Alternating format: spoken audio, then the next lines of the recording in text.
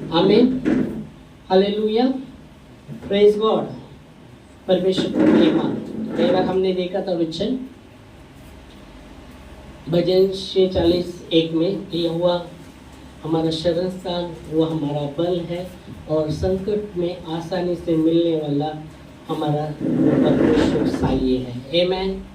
आज हम देखेंगे भजन संहिता 3:3 में दावीद कहता है कि परमेश्वर मेरे चारों ओर मेरी ढाल है, वो मेरी महिमा और मेरे मस्तक को ऊंचा करने वाला परमेश्वर है। आमीन। हम पढ़ेंगे भजन संहिता 3:3। परंतु हे यहोवा तू तो मेरे चारों ओर मेरी ढाल है। आमीन। परंतु हे यहोवा तू तो मेरे चारों ओर मेरी ढाल है, तू मेरी महिमा और मेरे मस्तिष्क का ऊंचा करने वाला है। आमीन, हालेलुया।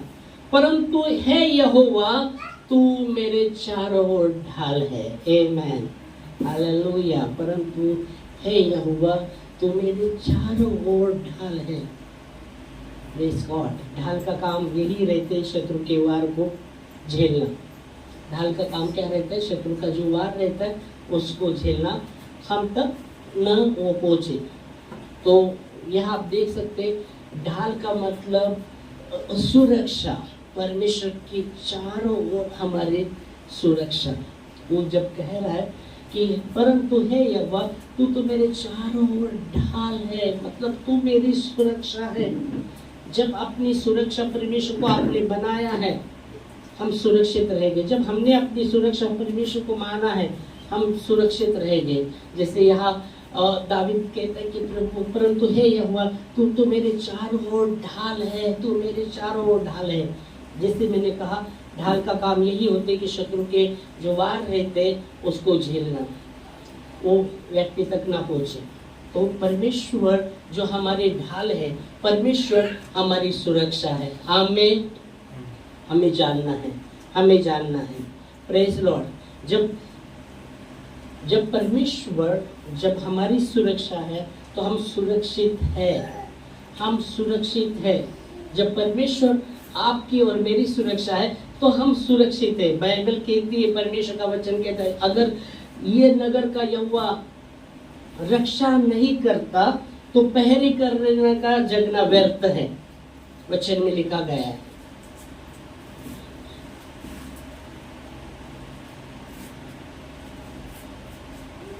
यहोवा घर नहीं बांधता तो जो बांध रहा है उसका श्रम व्यर्थ है। वैसे ही परमेश्वर जब इस नगर का सुरक्षा नहीं करता तो पहरे करे का जगना व्यर्थ है। भजन संहिता 127:1 में लिखा गया है। 127:1 में हम पढ़ेंगे तो सुरक्षा के विषय में जब हम देख रहे, हाँ, यदि घर को यहोवा न बनाए, यदि घर को यहोवा न बनाए तो उसके बनाने वालों को परिश्रम व्यर्थ होगा। यदि नगर की रक्षा यहोवा न करे तो रखवाले का जागना व्यर्थ ही होगा। यही है यहाँ वचन कहते हैं, यदि यहोवा घर नहीं बना रहा तो जो बनाने की कोशिश कर रहा है उसका जो भी श्रम है वो व्यर्थ ही है, वो व्यर्थ ही होने वाला है। वो कितनी भी कोशिश अपने आप करेगा घर बनाने का, पर वो घर नहीं बनने वाला, क्योंकि यहोवा वो घर नहीं बना रहा तो उसका जो भी बनाने की कोशिश कर रहा है उसका श्रम व्यर्थ होता है। वैसे ही वचन कहता है, यदि परमेश्वर यहोवा इस नगर का सुरक्षा नहीं करता तो पहरे करने वाले का या रखवाली करने वाले का जगना व्यर्थ ही है, वो व्यर्थ ही होने वाला है। कितना भी उसने रखवाली करे वो व्यर्थ ही है। और इसलिए खास करके वो सेकेंड लाइन में जब हमने देखा कि अगर इस नगर का यहोवा सुरक्षा नहीं कर रहा तो रखवाले का जगना व्यर्थ ही है। और इसलिए हमें जानना है, यहाँ वचन कहता है यदि यहोवा घर नहीं बांध रहा, जो बांधने की कोशिश कर रहा है उसका श्रम व्यर्थ है। मतलब वो जब घर बांध रहा है, वो व्यक्ति के विषय में कहा गया है यहाँ, जो यहोवा की सहायता से नहीं बांध रहा, खुद की हिम्मत से बांध रहा है, खुद के बुद्धि ज्ञान से बांधने की कोशिश करता है, तो वो लज्जित वज्जित होने ही वाला है। वो घर, वो जितना भी कोशिश करे, वो घर, वचन जैसा कहता है यहोवा नहीं घर बांधा तो वो बांधने वाले का श्रम व्यर्थ ही होने वाला है। कितना भी उसने श्रम करने दो, वो उसका कुछ लाभ नहीं होने वाला, वो व्यर्थ ही होने वाला है। इसलिए बहुत जरूरी घर में यहोवा होना। इसलिए यीशु मसीह ने कहा, दो व्यक्ति मेरे पास आते, एक बुद्धिमान आता है और जो मेरी बातें सुनकर वैसा ही करता है, मूर्ख भी आता है, वो मेरी बातें सुनकर वैसा नहीं करता, पर बुद्धिमान मेरे पास आता है, मेरी बातें सुनकर वैसा ही करता है, और तो वो अपना घर चट्टान पर बांधता है, अपना घर चट्टान पर बांधता है। फिर आंधी आएगी, तूफान आएगा, उसको लगेगा घर को, पर वो गिरेगा नहीं, क्योंकि उसका जो नींव था, जो फाउंडेशन था, वो चट्टान पर था। इसलिए वो नहीं गिर पाएगा, क्योंकि वो सुरक्षा है। परमेश्वर वो घर की सुरक्षा है, इसलिए वो गिरा नहीं है, वो नाश नहीं हुआ, क्योंकि वो घर का जो नींव था वो चट्टान, और वो चट्टान कोई नहीं, यीशु मसीह है। तो हमारा घर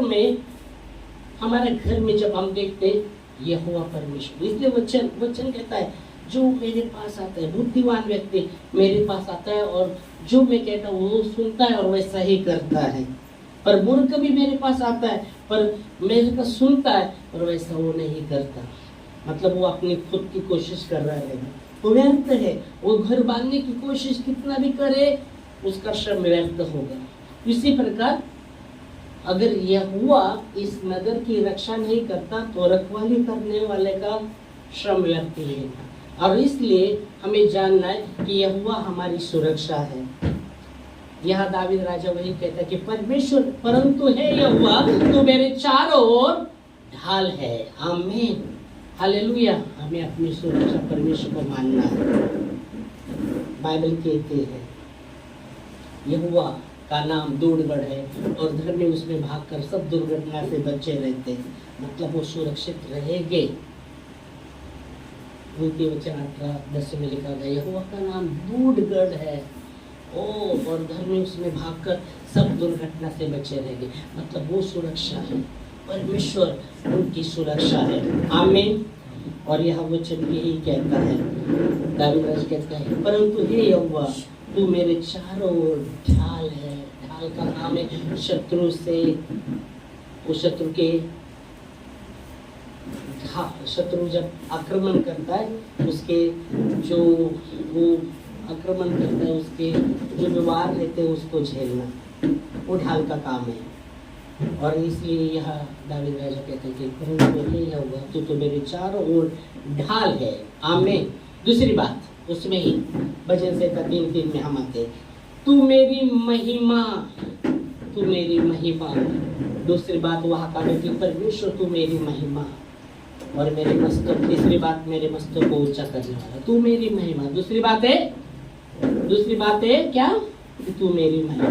मतलब दावीद कहता है कि हाँ प्रभु जी तू मेरी महिमा है, परमेश्वर मैं तेरी महिमा करता हूँ, क्योंकि तूने मुझे बनाया। हमने वचन में लिखा, अभी आराधना में हम देख रहे थे, यशाया 43:7 में परमेश्वर कहता है, जो मेरा कहलाता है, जिसको मैंने बनाया, सृजा, रचा मेरी महिमा के लिए। हम देखेंगे यशाया 43:7 में, तो पढ़ सकते हैं।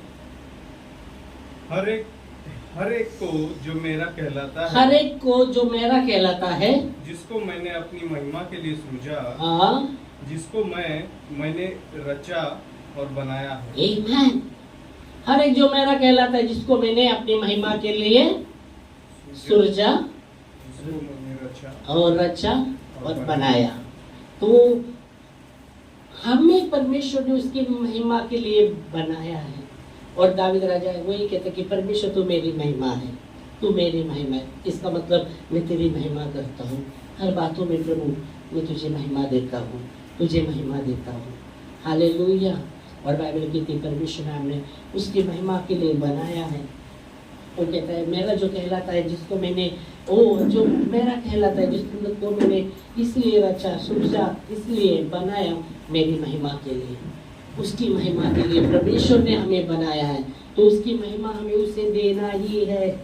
उसकी महिमा चुराना नहीं है, उसकी महिमा उसको देना है। हालेलुया। परमेश्वर जलन रखने वाला परमेश्वर है। उसकी महिमा अगर हम और किसी बात को देते हैं तो परमेश्वर जलन रखता है। उसकी महिमा सिर्फ उसको ही हमें देना है। आमीन। हालेलुया। इसलिए पौलुस कहता है 1 कुरिन्थियों 10:31 में, चाहे हम खाते पीते जो भी करते परमेश्वर की महिमा के लिए किया करें। आमीन। 1 कुरिन्थियों 10:31 में वो कहता है चाहे हम खाते पीते जो भी करते हैं परमेश्वर की महिमा के लिए करें। पढ़ेगा। सो तुम चाहे खाओ चाहे पियो चाहे जो कुछ करो सब कुछ परमेश्वर की महिमा के लिए करो। ओ प्रेज गॉड। चाहे तुम खाओ पियो जो भी कुछ करते हो सब कुछ परमेश्वर की महिमा के लिए करो। क्या हम सब कुछ परमेश्वर की महिमा के लिए करते हैं क्या? आज हमने जानना है। अगर हम नहीं करते रहेंगे तो हमें सब कुछ परमेश्वर की महिमा के लिए करना है। सब बातों के द्वारा उसको महिमा देना है, उसको महिमा देना है। सब बातों के द्वारा उसको महिमा, उसको धन्यवाद, उसको महिमा देना है। हर एक के द्वारा उसकी महिमा उसको हमें देना है। हालेलुया। Praise Lord. जो भी उसने हमारे जीवन में कार्य किया है उसको महिमा देना है, उसकी महिमा उसको ही देना है। वो महिमा किसी मनुष्य को नहीं देना और किसी बातों को नहीं देना, सिर्फ उसकी महिमा उसको ही देना है। आमीन।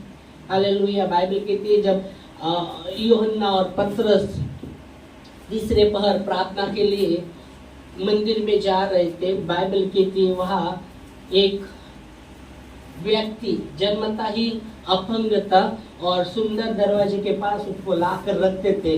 हर दिन लोग लाकर रखते थे और वो भीख मांगता था। और बाइबल कहती है यूहन्ना और पतरस जब तीसरे पहर प्रार्थना के लिए जा रहे थे, वचन कहता है उसने उनसे भीख मांगी। जब उसने भीख मांगी तो पतरस और यूहन्ना कहते हैं हमारी ओर देख। तो उससे आशा से वो देख रहा है उनके ओर, कुछ मिलेगा, क्योंकि उसके पहले भी उसने भीख मांगा रहेगा तो लोगों ने ध्यान नहीं दिया रहेगा, ऐसे ही निकल गए रहेंगे, कुछ बोले नहीं रहेंगे। पर जब ये दो जैसे जा रहे और ये भीख मांगता है तो पतरस और यूहन्ना कहते हैं हमारी ओर देख, हमारी ओर देख। और वो आशा से देखता है कुछ ना कुछ मिलेगा। फिर वो कहते हैं हमारे पास सोने रुपए तो नहीं है, पर हमारे पास जो है वो हम तुझे देते हैं। यीशु नासरी के नाम से चल फिरने लग। और उसके हाथ को पकड़ते और बाइबल कहती तुरंत उसके घुटनों में बल आता और वो कूदता परमेश्वर की स्तुति करता हुआ मंदिर में चला जाता है। आमीन। जब मंदिर में गया सब लोग देख रहे, अरे ये तो वही व्यक्ति है ना, जन्मता वो भीख मांगता था, सुंदर दरवाजे के पास वो भीख मांगता था। और ये कूदने लगा, ये परमेश्वर की कूदने लगा कैसे? और यूहन्ना और पतरस के और सब लोग देखते आश्चर्य करके। फिर यूहन्ना पतरस कहते हैं हमारे और क्यों देखते हो? जिस यीशु मसीह को तुमने पकड़वाया दिया, परमेश्वर ने उसे मरे से जिलाया है, उसने ही उसको खड़ा किया है। आमीन। जब महिमा का समय आया उन्होंने महिमा परमेश्वर को दी है। Praise God. हालेलुया। प्रेरित के काम में लिखा गया है, देखेंगे आते प्रेरित के काम में। हालेलुया। Praise God. तो उसकी महिमा उसको हमें देना है। तीसरा अध्याय 1 से चालू करते, चलो जल्दी फास्ट लेना। पतरस और यूहन्ना तीसरे प्रार्थना के समय मंदिर में जा रहे थे और लोग एक जन्म के लंगड़े को ला रहे थे, जिसको वे प्रतिदिन मंदिर में उस द्वार पर जो सुंदर कहलाता है बैठा देते थे कि वह मंदिर में जाने वालों से भीख मांगे। जब उसने पतरस और यूहन्ना को मंदिर में जाते देखा तो उनसे भीख मांगी। पतरस ने यूहन्ना के साथ उसकी ओर ध्यान से देखकर कहा, हमारी ओर देख। सो वह उनसे कुछ पाने की आशा रखते हुए उनकी ओर ताकने लगा। तब पतरस ने कहा, चांदी और सोना तो मेरे पास नहीं है, परंतु जो मेरे पास है वह तुझे देता हूँ। यीशु मसीह नासरी के नाम से चल फिर।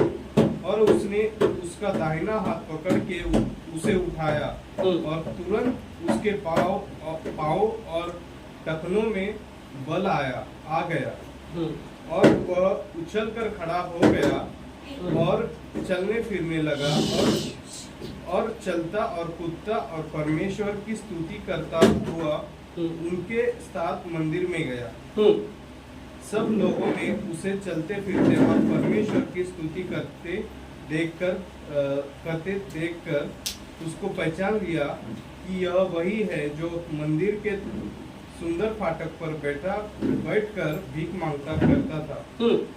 और उस घटना से जो उसके साथ हुई थी वे बहुत अचंभित होकर चकित हुए। जब वह पतरस और यूहन्ना को पकड़े हुए था तो सब लोग बहुत अचंभा करते हुए उस ओसारे में जो सुलेमान का कहलाता है उनके पास दौड़ गए। 12 तक पढ़ा। हाँ 12। यह देखकर पतरस ने लोगों से कहा, हे इस्राएलियों, तुम इस मनुष्य पर क्यों अचंभा करते हो और हमारी ओर क्यों इस प्रकार देख रहे हो कि मानो हम ही ने अपनी सामर्थ या भक्ति से उसे चलता फिरता कर दिया।